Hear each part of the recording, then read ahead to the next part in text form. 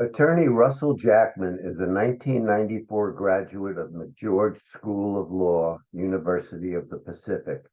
He is a past vice chair of the California Bar's Law Practice Management and Technology section and specializes, through his company, Computer Consulting, in helping lawyers and law firms troubleshoot problems and maximize their technology.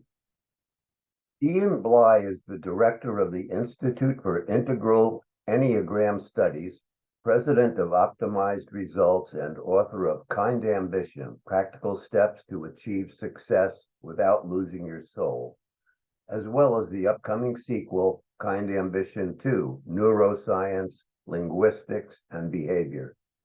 42 years ago, shifting from a pre-law major to more deeply into linguistics, Ian created a new field and career, blending a diverse background from design engineering to psychology, neuroscience, coaching, and communications.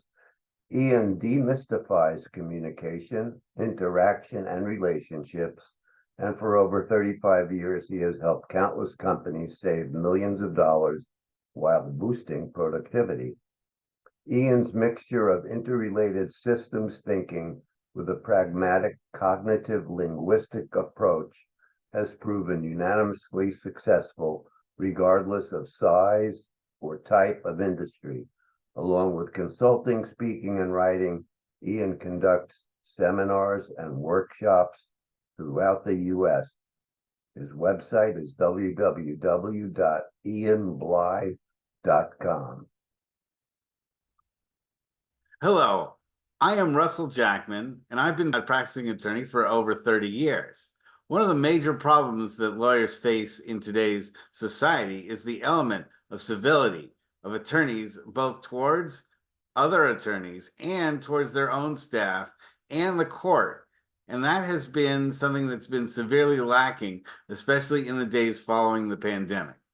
I'm here to discuss attorney civility and behavior with a noted author and specialist in the area of conflict resolution, and by obtaining positive outcomes through cognitive changes with author Ian Blei. Thank you very much for joining us today. But before we begin our discussion between us, I'd like to first start with the California rules of court, which mandate civility. There are many similar rules that are enacted by each state's code, and similar wording because the intent is the same, to get attorneys to act civilly between each other, the court, and clients and coworkers. So this is a California rule of court, Rule 9.7. It's the revised attorney oath. And the oath goes that Rule 9.7 of the California Rules of Court, effective May 27th, 2014, was adopted to supplement the attorney oath for new lawyers. And Rule 9.7 states, in addition to language required by the Business and Professions Code 6067, the oath taken by every person on admission to practice law is to conclude with the following: as an officer of the court, I will strive to conduct myself at all times with dignity, courtesy, and integrity. Ian, can you give our listeners a quick intro as to who you are and why you're in a unique position to offer advice on civility for attorneys? Sure. Well, first part's very quick. Second part's a little bit longer. I came to California in 1976 for college as a pre-law major, as I'd always been fascinated by history and linguistics and how our country was basically founded by lawyers with very specific language.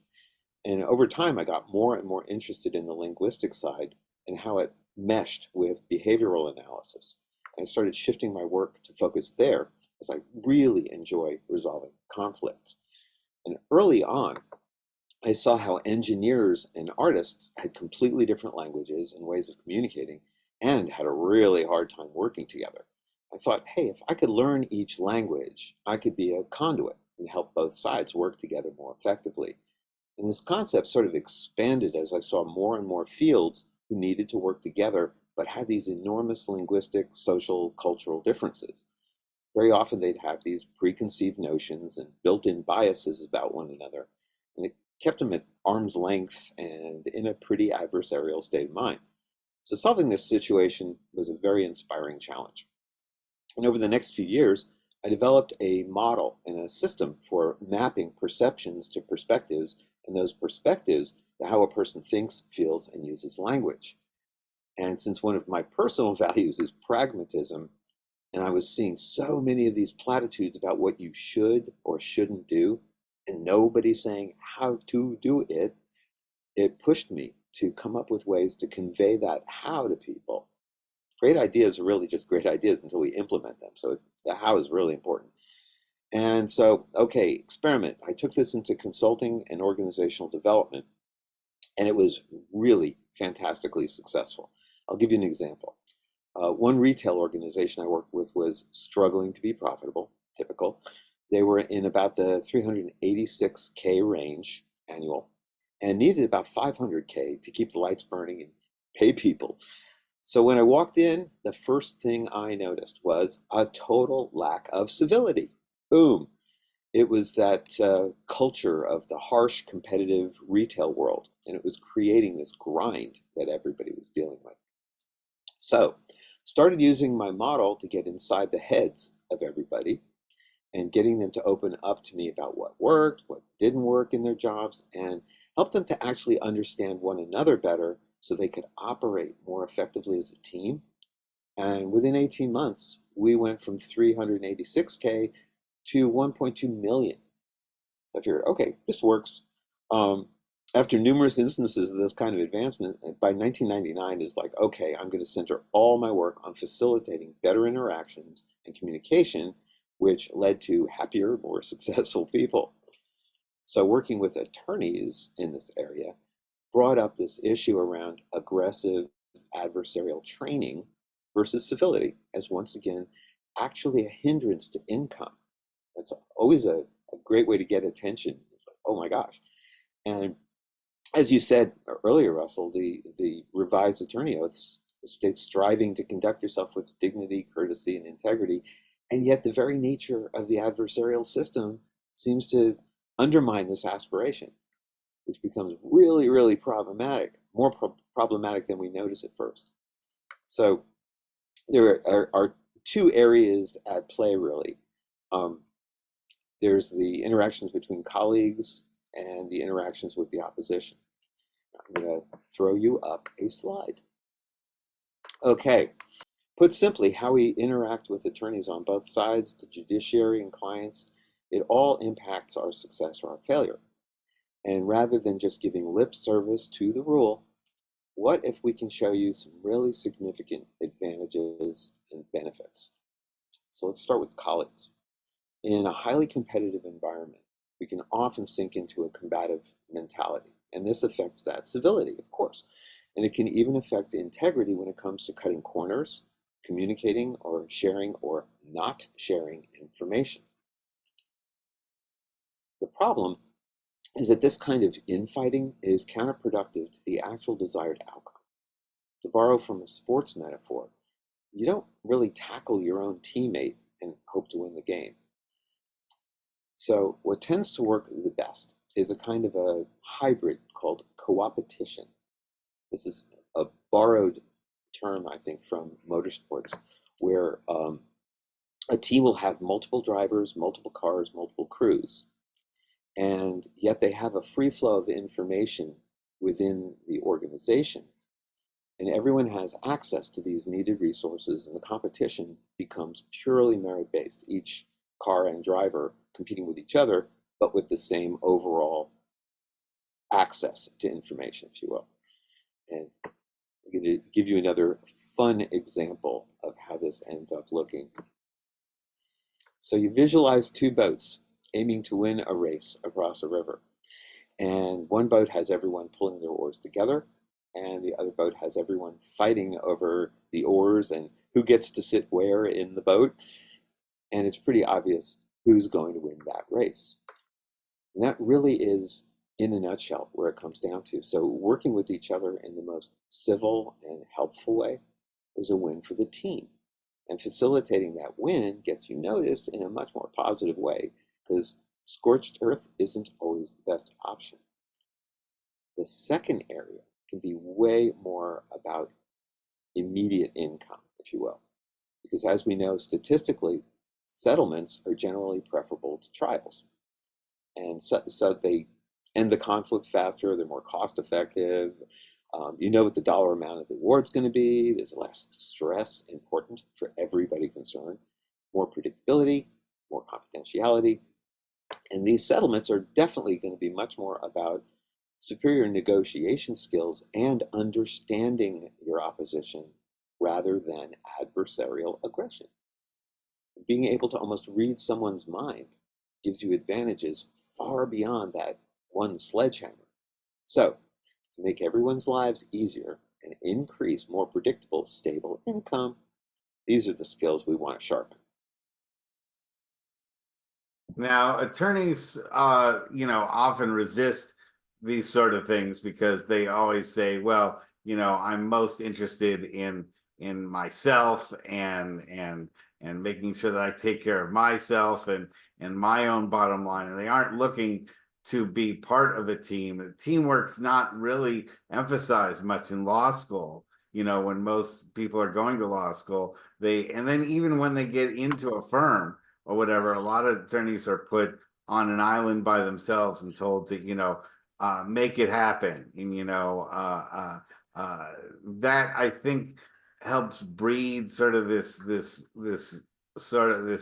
feeling that if I had to make it on my own without any help, why should I help anybody else? And so, how do you get that out of the mentality of years of conditioning that has been put in place by law school and by a lot of big firm environments?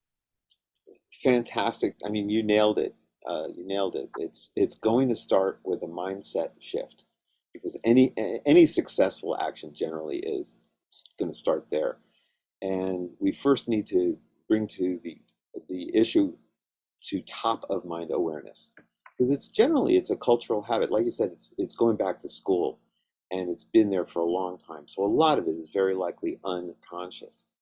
The first thing they're recognizing that we can increase our income while lowering our stress, and that this is a really good thing, is a wonderful starting point. I mean, we need some motivation to why do we want to shift our mindset. Equally important is seeing the downside of being limited to a single strategy or approach. So once that's an accepted fact in one's mind, the resistance will start to drop and attorneys can start opening the doorway to other approaches. Again, this points towards more focus on getting great results for everyone. So that's the mindset shift. Better relationships all around. Again, going beyond the work, it means better relationships with spouses and kids and siblings and friends, as well as colleagues. Boiling it down to nuts and bolts, what it means for attorneys in general, as you say, is an increased predictable income and greatly reduced stress. And if you don't think stress is a big problem for lawyers, the statistics for attorneys having heart attacks is alarming. It is far beyond the general public, far beyond any other field. And many lawyers say that it's not the work itself that's so stressful, but the work culture. And stress does damage to us, whether we can handle it or not, whether we think we can handle it or not, regardless of how tough we might think we are in individual power. The stress neurotransmitter cortisol is still going to get released. And cortisol leads to heart disease, high blood pressure, diabetes, weight gain, suppressed immune systems. I mean, all over, not too healthy. And furthermore, the statistics for alcohol and substance abuse is also higher than in other professions, showing again how much stress is involved. So, why would so many attorneys say the work culture is stressful? You guessed it, it's that adversarial attitude. It's far more stressful than a collaborative one. So, this is going to involve, I'm going to sort of jump ahead a little bit here. There's any profession where we've been working for quite some time, we've amassed a huge amount of experience and knowledge, and we tend to feel like, okay, I've got it. I don't really need any more. I'm there. Which brings up a wonderful story, an old Zen proverb called the empty cup, which is about this great teacher, a Zen teacher, and people come from miles around to gather wisdom from him. And one day, a scholar comes up. This guy is very accomplished, very well known, very knowledgeable. And he comes to the teacher and says, hey, I want to know everything that's left. I mean, I know so much. I've got all these ideas. Teach me about Zen. So they sit down and start talking. And of course, he keeps interrupting the teacher because he knows this stuff already. Yeah, I know this. And he keeps doing that. Pretty soon the teacher says, I think before we go any further, let's have a cup of tea. So he starts pouring the tea, and it starts spilling out all over the table. And the student is like, wait, stop. You can't fill it anymore. My cup is full. And the Zen teacher says, that's a really good point. Perhaps you need to come back when your cup is empty. And that's the philosophy that we need to start thinking about, is before we walk into a situation, we don't actually know as much as we think we know. We've got biases, we've got assumptions, we've got projections, we've got all kinds of noise going on. It's going to be in the way of actually hearing what people are actually saying. So it's that, get it in my head, I got to dump my cup out before I walk in the door. And that's the sort of the 0 point mindset change. That's good. It's good to know that because that is one of the things you had talked about before this, is that you come with a set of tools and a toolbox, and I wanted for you to elaborate more on that as we have this discussion go further. And that obviously is one of the tools there. So how do we implement this for attorneys, and how do you get started in the examples that you've used in real life? How did you sort of get through the door and start working with attorneys on this? Well, let me back up for a second, because there's a really important mathematical theory that'll help a lot of people who are still thinking this is kind of woo-woo or soft or mushy whateverness. And I really want to put it back into the pragmatic world. So in game theory, and again, game theory is called game, but it's not fun and games. It's actually mathematical studies. But in game theory, there are two ways of going. There's zero sum and there's non-zero sum. And in zero sum games, one loses for the other to win. And that's what we're pretty much in that digital 0-1 adversarial nature of the field, that in order for me to win, you must lose. In non-zero sum games, I can score points without you losing any, and vice versa. You can score points without me losing any. And this is reflected in the studies of political scientists like Robert Axelrod, who did extensive research into one particular non-zero sum game called The Prisoner's Dilemma, where in thousands and thousands of interaction permutations, the most points, or dollars in the real world, were always won through a more cooperative process. The cooperative process gave all the players more points, even as they competed. So the lesson is that superior getting along skills make more money than adversarial aggression. And that often means simply being more civil, so that I don't put you on the defensive to where forward motion freezes, deer in the headlights.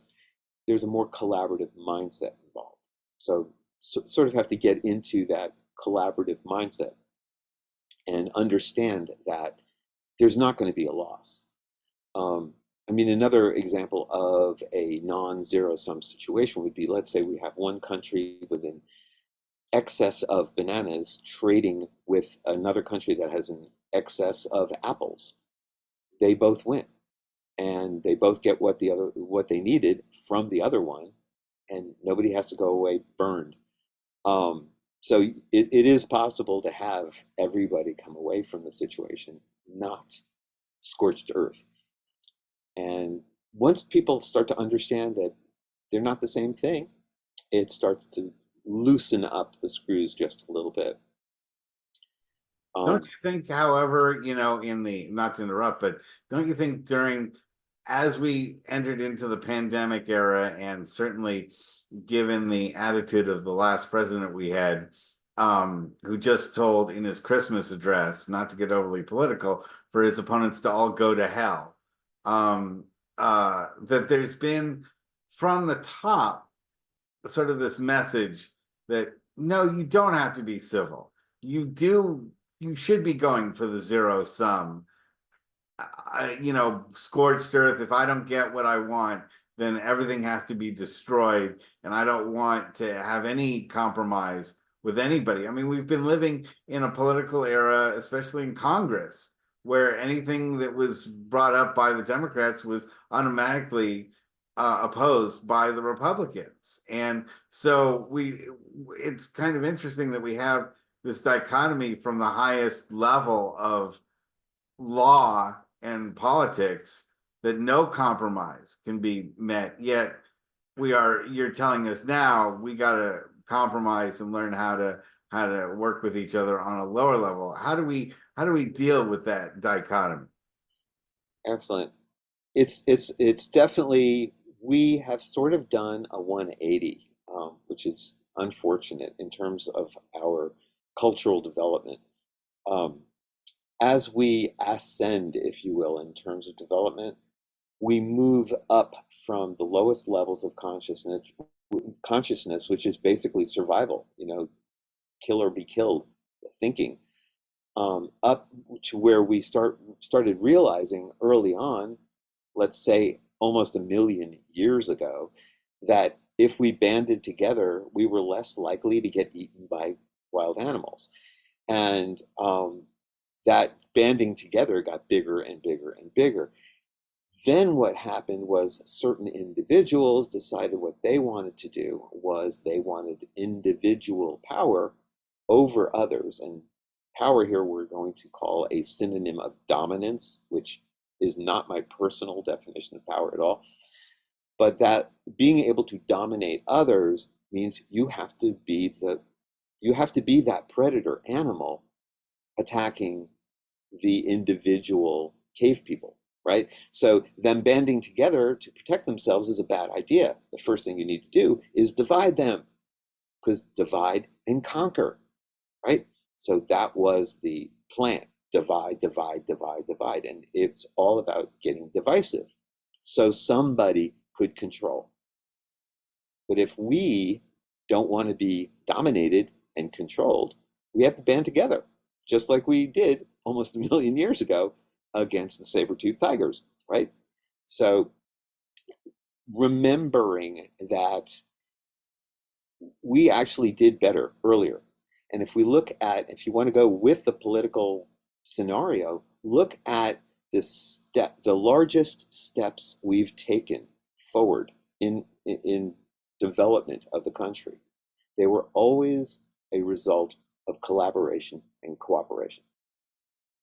Everything that was about divisiveness, like the Civil War, did not improve the country. So it's really an A-B thing. I mean, we can see that divisiveness and individualism on that level is a very short-term policy. It does not last. It's not sustainable. Nobody has lasted a long time in that position because it's king of the hill. It just, when's the next guy going to come along? And in the end, there can be only one, like the Highlander. It's basically everybody getting their head chopped off. It's not a very nice way to live. And it's unnecessary. And again, it makes less money for us. Screw the people in politics. It makes less money for us, and it makes our lives miserable. So if we'd rather be happy and make more money, then we don't need to do what they're doing. So now you've told us why we should do it, and it's very compelling. Now tell us more about how we can do it. Okay, well, one of the more important areas is going to be good old active listening, which gets a lot of lip service, but I don't know if a lot of people really pay attention to how active it is. But if we don't use this, we're going to pretty much do what we've always done, regardless of the outcome. Or we'll be guessing how to best communicate with others. Okay, and guessing is pretty much fraught with potential landmines. My favorite 3 landmines, I call them the 3 strikes of communication. They're assumptions, projections, and not checking in. Boom, lost. So most of the time we do this kind of surface listening. And it's pretty common, yet it gathers only a small percentage of the information available. Meanwhile, we're thinking about what our next question is, or what we'd rather be doing, or any kind of preconceived bias. It's almost like trying to hear a whisper over a police siren. We have our own noise drowning out what they're saying. We rarely think about the filters we have interpreting our experience and making up stories to explain and rationalize them. We do it all the time, pretty unconsciously. So bringing this awareness to the surface eliminates a lot of the biases and the opinions that we enter in with. That's back to that empty cup. A lack of the awareness gets in the way of gleaning subtle yet important information. So, for example, people may be verbalizing wants that are actually covering much deeper motivations because they're either really stressed out and defensive, or they're potentially unaware of what's really driving them. So when we can assess those hidden motivations, we get a huge advantage in how to deal with people. So what's really great is this is less about a whole new skill than repurposing what most lawyers already do. Observe both body and verbal language. And the difference here is instead of just looking for vulnerabilities and discrepancies, now we're going to be looking for other things as well, because there are a lot of other cues to pick up. And that's where it gets really fun, because that's where we get into the tools that you're talking about, like what do we need to do? So let's start with tempo. How fast does somebody talk? Somebody's tempo will let you know how comfortable they are with details or how big picture they are. Basically, people who are very big picture, they just want the bullet points. And people who want details really want the details, or they don't trust you. It's a very, very big dichotomy there.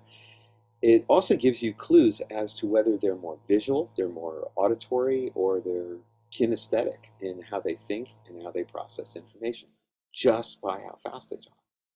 The other thing to listen for is going to be what I call their primary processing center, the lens or the filter through which they actually perceive. I'll give you an example really quickly of this difference with the brain, heart versus gut. You could be standing at, let's say, a bus stop of some sort, and some guy starts walking up, looking at you and cursing. Somebody who thinks primarily with their brain, it's a threat model analysis thing, they're going to think, uh-oh, is this a danger? Immediately. Somebody who is primarily perceiving through their heart and whatnot is going to wonder why they are yelling at me. Like, why did they pick me to be the person? And somebody who is more of a gut processing person is going to think, wow, that person must be nuts. And you've got the exact same thing happening with 3 completely different interpretations. And I'll get more into the depth of this, but that aspect of lensing is incredibly important in understanding where somebody's coming from. So one example between thinking and emotions, immediately in decision making. Generally, thinking is antithetical to taking action because, again, thinking is more threat model oriented. We can borrow this lesson from sales, right? The more we ask someone to think about it, the less likely they're going to take action. So this is talking about the implementation, because what we really want to do is we want to be able to create this more positive working environment. So we're going to go into a little bit more detail here. The first step, almost a 0 step, if you will, is that mindset shift that we talked about, because we need to reset what our desired outcome is. Are we trying to get the best result for our client? Are we trying to destroy the opposition? Why would we want to be rude or disrespectful to our own team or anyone for that matter, we really think about, like, why are we doing this in the first place? It's not, it may be habit, but it's not natural. All hostility ever creates is more hostility. We're seeing that all the time. It's a proven failing strategy. So thinking that getting the best result and destroying the opposition are the same thing is partly what's behind this lack of civility. And again, it just incites that hostility. They're not the same thing. Got to get that through our heads. And in settlements, this becomes a huge obstacle to a nice, fast, easy, positive result. Here's a real life example like you asked. Recently, a client hired me to actually help him with his own lawyer. And they were in the middle of a settlement. And my client had created a startup with one of his oldest friends from childhood. And the friend had basically screwed up, lost, and now owed my client a lot of money. So my client's attorney was absolutely hell-bent on destroying the defendant. My client didn't want that at all. That was not what he was asking for. And he repeatedly was telling him, please don't do this. He just wanted his money. Destroying his friend was neither a guarantee of payment nor what the client wanted. And it certainly would destroy any possibility of mending their friendship after this. But his attorney was stuck in this adversarial paradigm where he equated the best outcome with destroying the opposition. So we needed to show him how it could be handled with civility, integrity, and professionalism, win the award. And that was basically the non-zero sum approach that he needed to understand. So mind preparation comes before anything else, which means clearing out all the preconceptions, assumptions, and biases that aren't proven facts. We do this all the time, right? It's not in evidence. It doesn't exist if it's not a proven fact. And again, we go back to our old friend, the empty cup. So let's look at this tempo in more detail. So the brain processes visual information faster than any other kind. An enormous amount of our brain is dedicated to this, which means that if someone speaks really fast, anybody who talks really, really fast, there's a very high probability that they're very visual. And I have another slide for you.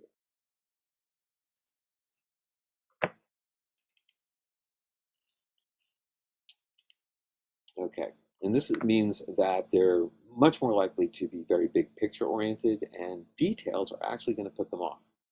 They only want the bullet points, they only want the headlines. And their language is also going to give you cues in creating more rapport, as they're more likely to respond to, and this is really unique, I see what you mean rather than I hear what you're saying. A slightly slower speech indicates more of an auditory person.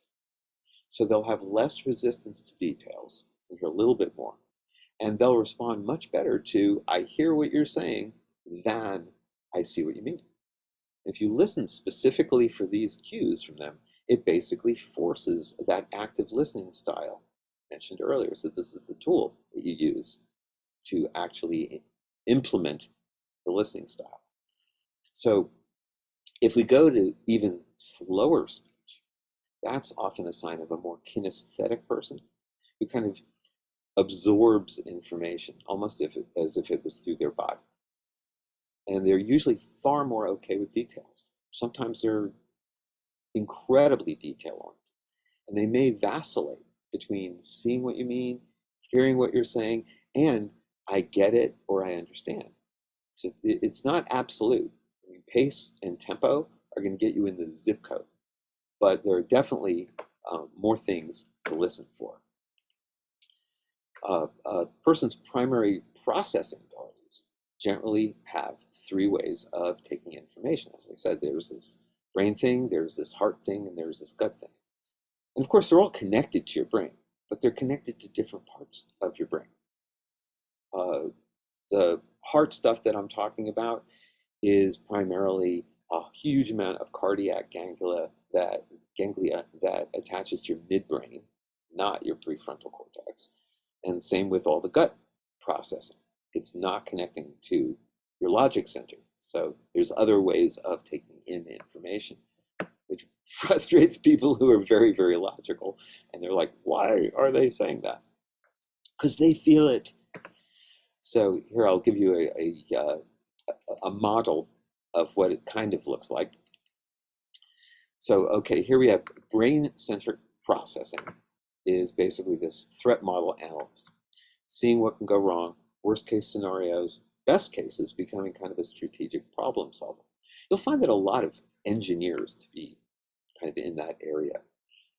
And it's often where an adversarial approach will stall, get that deer in the headlights freeze.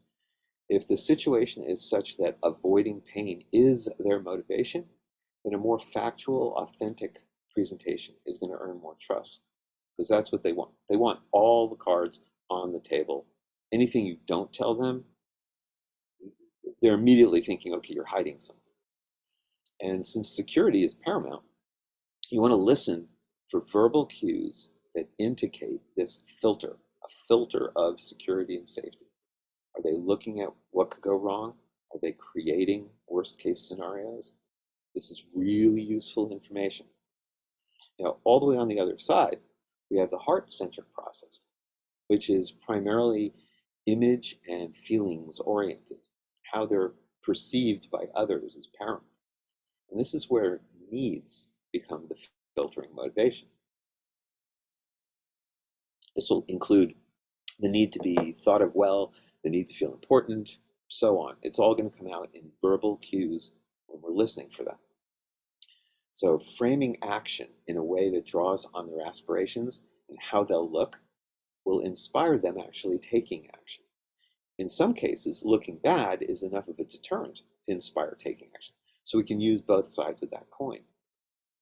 So that's where we're listening for not the discrepancies and the vulnerabilities. We're listening for how do they think, how do they process, how do they work, so that we can use that. Now, the third processing center is our gut. We have intuition, whether we give it weight or not. And those who process primarily from this tend to focus on right and wrong, and they believe that control is the way to ensure rightness. And they do this in many different ways. Now, some of these folks may be the most difficult to find compromise with, because they tend toward this black and white, right, wrong, polarized thinking. And moving off of their position would mean being wrong. So what do? Well, finding ways to allow them their sense of righteousness while still getting what you want, that's the secret to dealing with them. Since they want to be on the side of rightness, putting them in a wrongness light will stimulate all kinds of defensive behavior that's going to waste a lot of your time. So finding a way for them to look like the good guy is the most powerful approach for them. And this is similar to the heart-centric types. So it's kind of simplifies your work a little bit, because there's that good guy thing going on. And in some cases, adding options rather than denying their position outright, like there's no, there's a yes and, it's going to win over the yes but every time. So this is one of those places where I think we probably all heard the yes and stuff in active listening classes, but it really does work here. Now, the third area that separates how people process and behave is, again, a trinary aspect. And this was brought to prominence by psychologist Karen Horney. And she called them the Hornevian cones. I'll give you an illustration once again, so it makes more sense.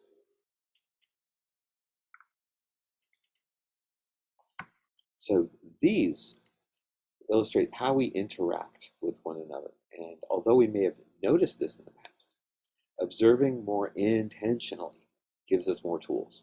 Again, this is where we're figuring out how to work from within their head. And the three ways we interact with others are withdrawal, compliance, and assertion. We either back off, we go along with, or we move toward others. This is something that you're going to be able to glean from the conversations when you're listening for it. So there's going to be one of each of these in those previous brain, heart, and gut areas so we can start seeing patterns. You put them together. For instance, the brain-centric, one of the slower talking, more kinesthetic types, we find someone who'd rather not be there. They'd rather isolate themselves to feel safe. And they're usually great with strategy, but they're probably going to convey a lot of scarcity thinking in their language. And that's a great cue for you to see where they're really coming from. They're usually wanting more information, which makes them feel safe and in control. These are major thinker types in a lot of ways.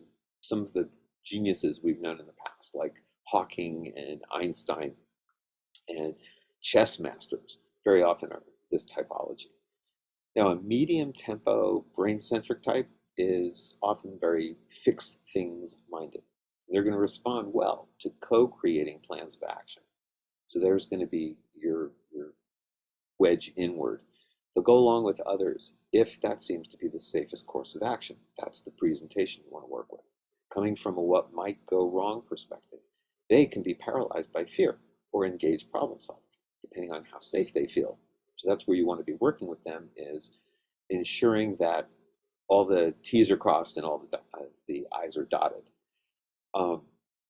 A fast tempo brain-centric type is often somewhat scattered. They're very big picture. They're very assertive.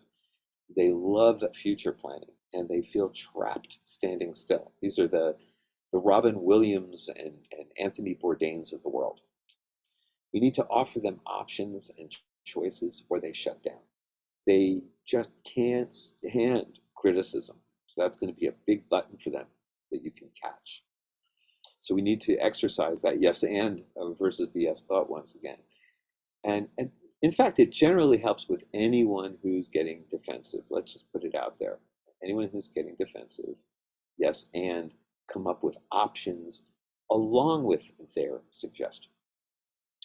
Now, a heart-centric group also has these same three approaches. The faster talking one is going to be the assertive one. Very likely visual, wanting to be the one driving things. They want to be seen as successful and admired.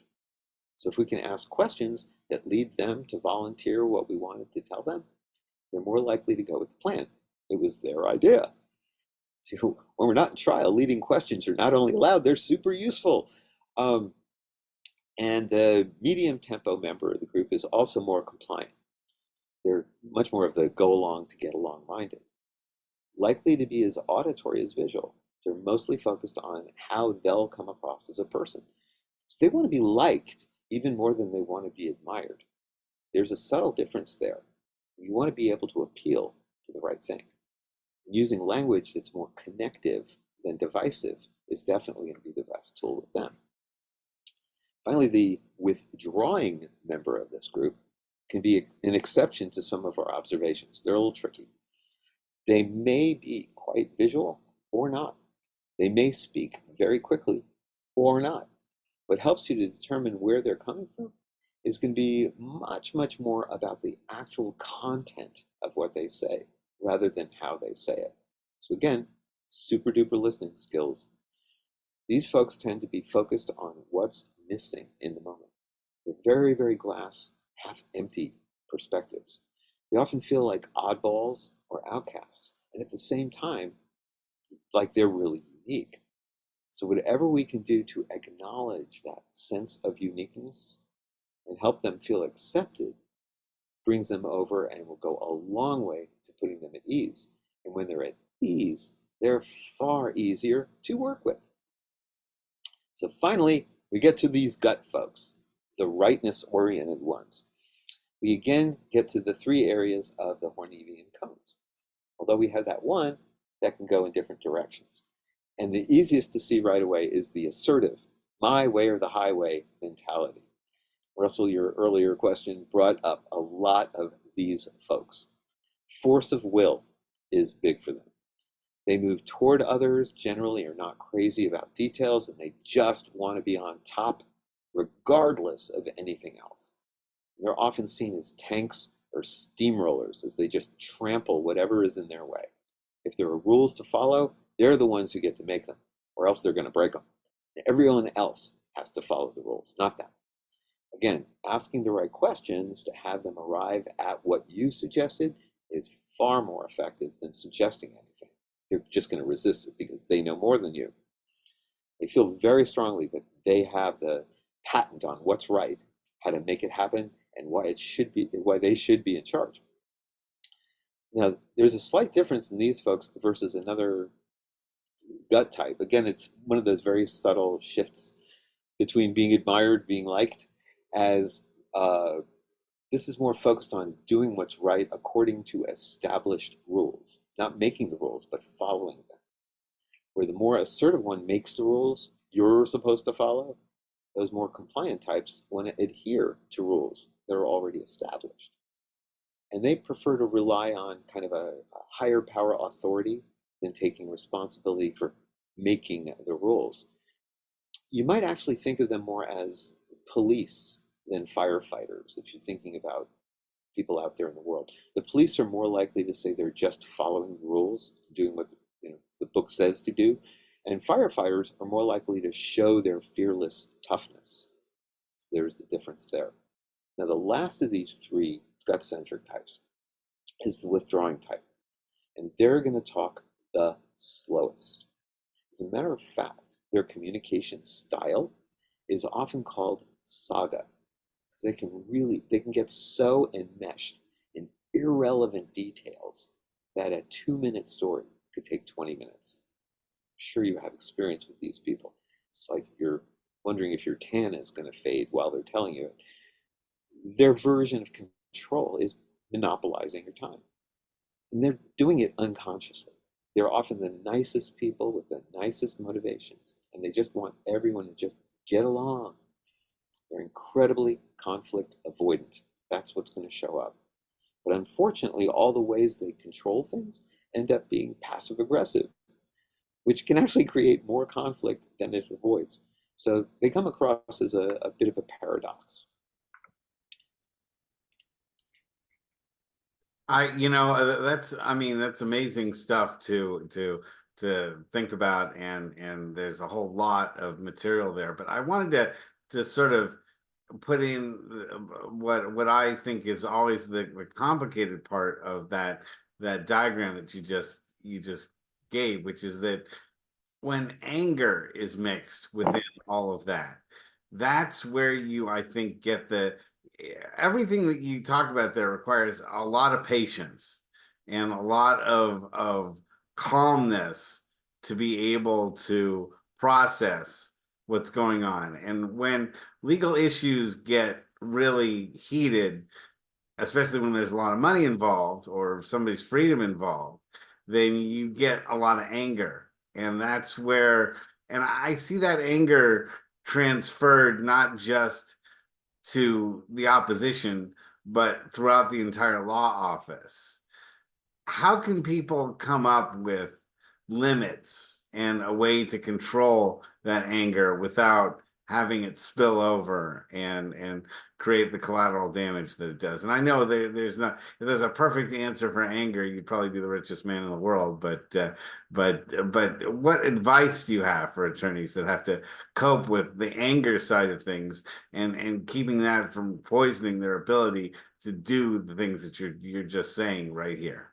Absolutely. Well, one thing we can count on is that no matter how one processes, talks, or whatever, anger is universal. And actually, I'm gonna see if I can include this later on, but with materials that I'm going to provide for as handouts, if you will. But there's actually a kind of a geometry with anger. The difference between how things are and how we want things to be. If you think about that, they could be very close, they could be very far apart, right? Now let's put it into an equilateral triangle. The height, the bigger we make that base length, the height is going to grow, right? So the height is, how angry are you?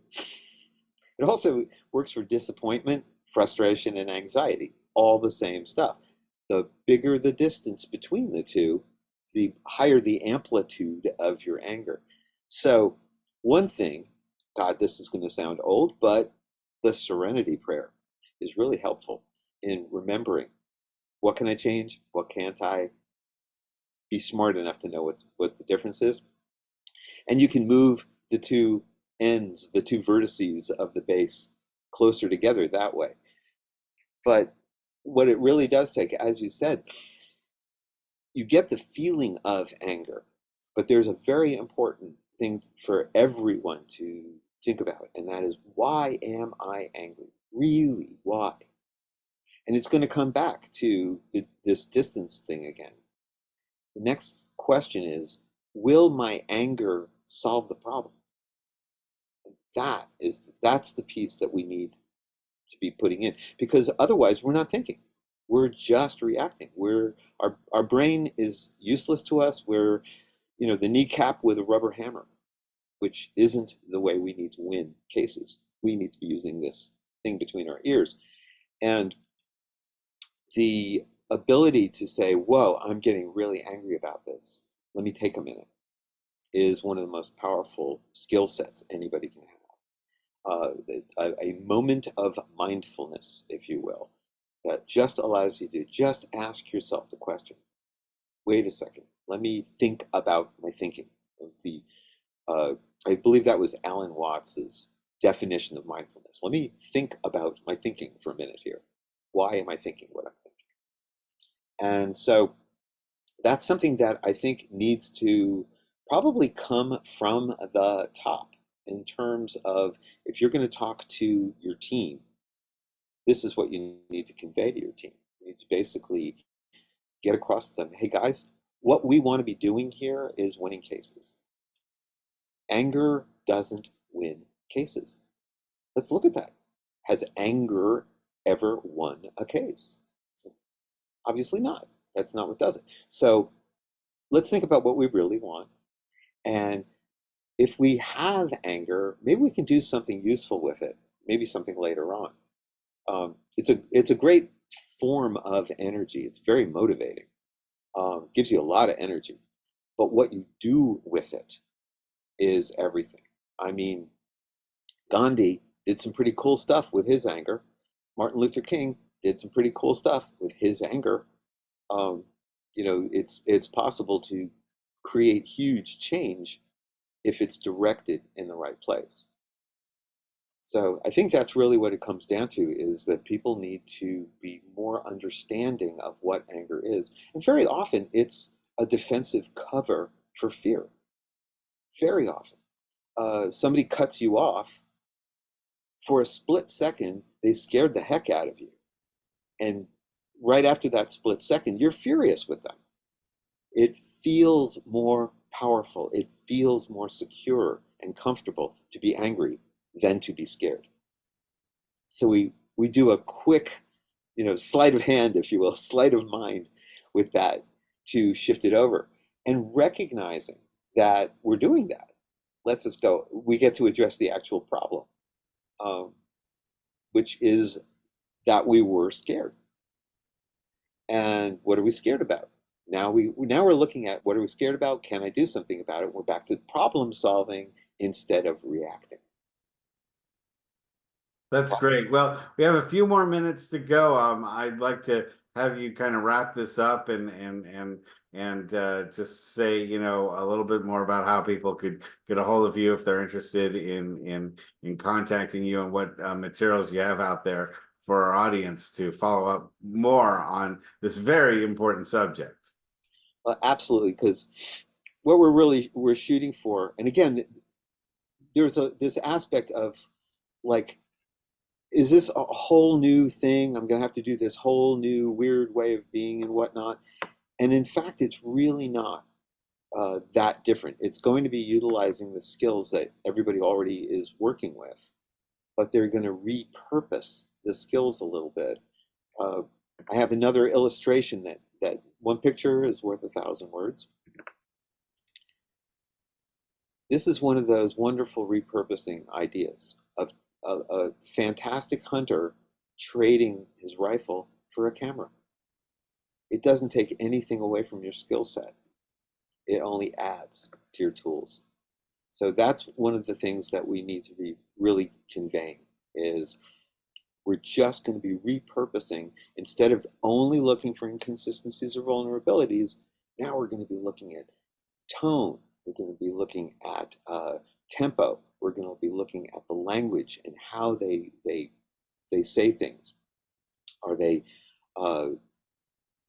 examining things as if they're going to be hurt by them? This, that, and the other thing. So by getting down to a place where we can use all of these tools and recognize that the fighting part is really the adversarial part is just about fighting for your clients with honor, civility, and integrity, right? We're fighting for the clients. We're not fighting with each other. So maybe we can reduce the number of lawyer jokes. And when it comes down to needing help, I'm absolutely committed to helping others achieve these skills and so much more. It's definitely been what we've talked about is the tip of the iceberg, because I have programs that go into way, way, way more detail. I'm going to include, here's all of my info.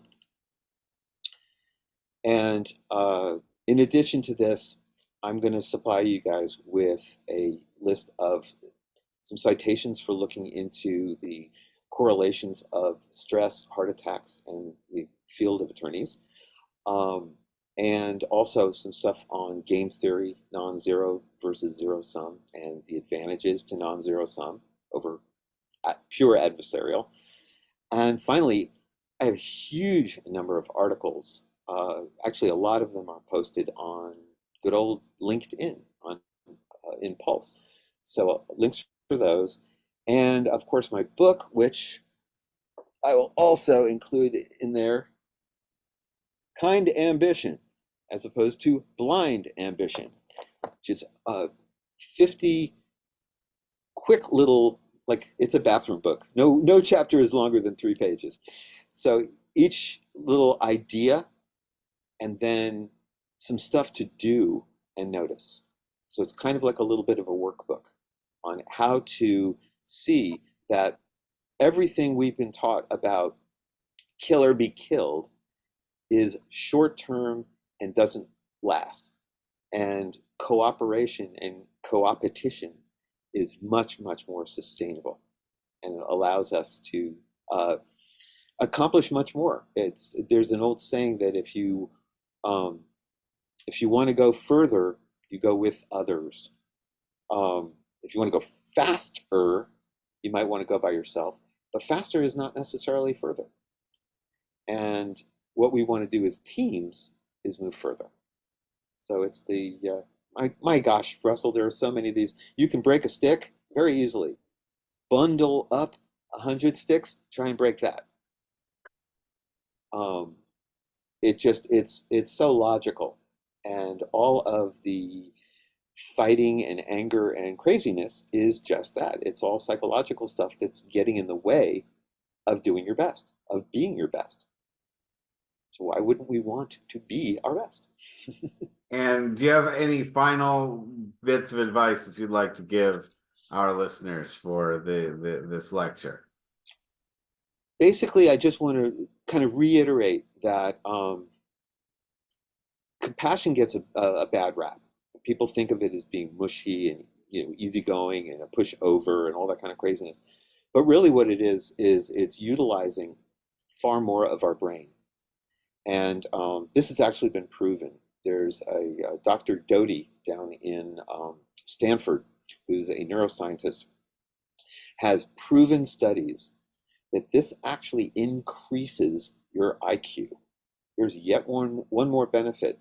The more that you employ mirror neurons to try and recreate in your own mind what the other person is going through, what they're feeling, what they're thinking, etc., which is, I mean, if we were playing poker, you're going to be looking at their hand.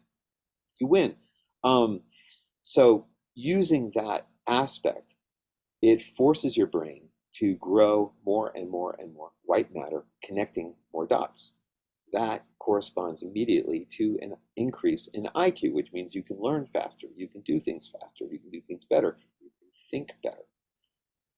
there's basically no downside whatsoever. So I think that's really the basic message is a little bit of mindfulness, a little measure twice, cut once, and there's just no downside to it. And it's never too late to start it either. Oh gosh. You know, I think that's important for people to know, is that even if you've spent a lifetime, you know, avoiding some of these topics, the time is now to start looking into it and seeing what can be done to change. Because if we all take that commitment to change, then the entire practice of law will become substantially better for everyone. Absolutely. I had a client who's came to me when he was an attorney, and he was, by his own assessment, a major SOB, which is he claimed was his key to success.